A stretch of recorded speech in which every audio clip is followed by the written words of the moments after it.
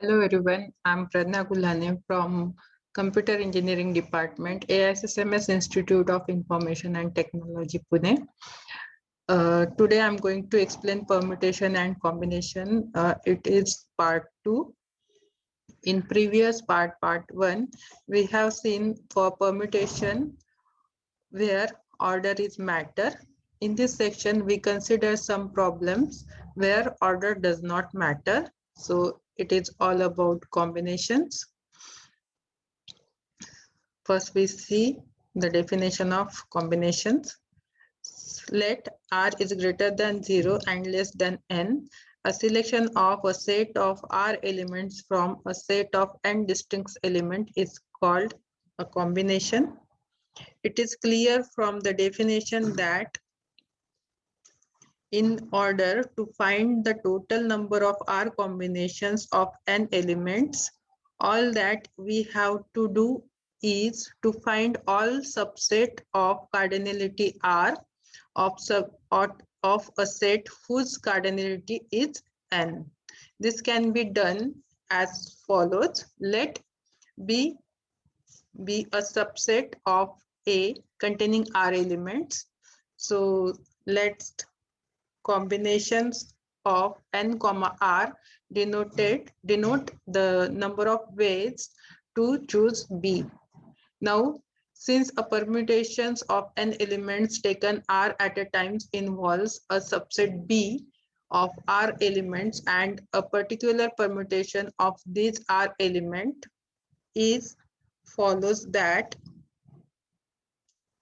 combinations in bracket n comma R into R factorial equal to permutation of n comma R. Hence, combination of n comma R equal to P permutation of n comma R upon factorial R. So if we put the formula of permutation here, then n factorial upon R factorial into n minus R factorial. Let's take examples of combination. In how many ways can 25 let admitted student can be assigned to 3 practical batches if the first batch can accommodate 10 students, the second 8 and third 7. Now, in this question, we have total 25 students. Out of first batch accommodate 10 students, second batch accommodate 8 students, and third batch accommodate 7 students. So the first batch can be assigned 10 students. So the combination is 25, 10 ways. Then the second batch can be assigned 8 students in 15, 8 ways. Why we are using 15 here? Because out of 25 students, 10 students are accommodated in a first batch. So the remaining students are 15. Out of this, 8 students are accommodated in second batch. And the third batch can be assigned 7 students. If we assign in the second batch, if we assign 8 students out of 15 students, then only 7 students are remaining. And if we calculate the combinations of 7, 7, it is only one way. So therefore, the number of ways of assigning the student is combination of 25, 10 into the combination of 15, 8. Now, if we put all values into the formula of a combination, then it is equal to 25 factorial upon in bracket 15 factorial into 10 factorial into the 15 factorial upon 7 factorial upon 8 factorial. So in this different, if we calculate this, then in this way, we are getting the combination of 25 late admitted students. In a second example, a fair coin is tossed 5 times. Find the number of sequence in which the head H appears at the most 3 times. Since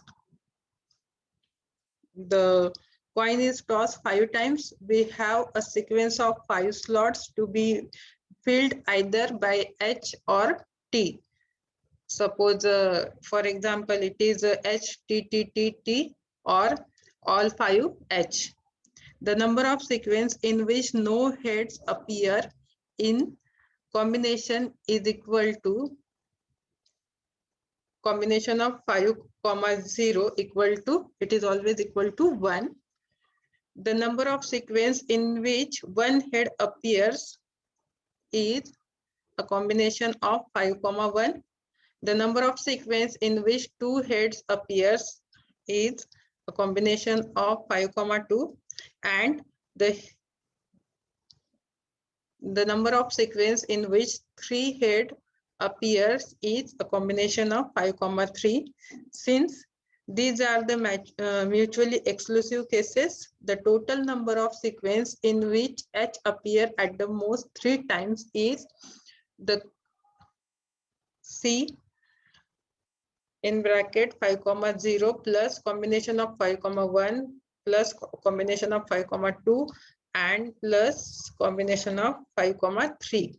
If we calculate it, then the combination of 5, 1 is equal to 1. Sorry, combination of 5, 0 is equal to 1. Combination of 5, 1 is equal to 5. Combination of 5, 10 is equal to 10. And combination of 5, 3 is also 10. So addition of all these numbers equal to 26. So the correct answer is 26.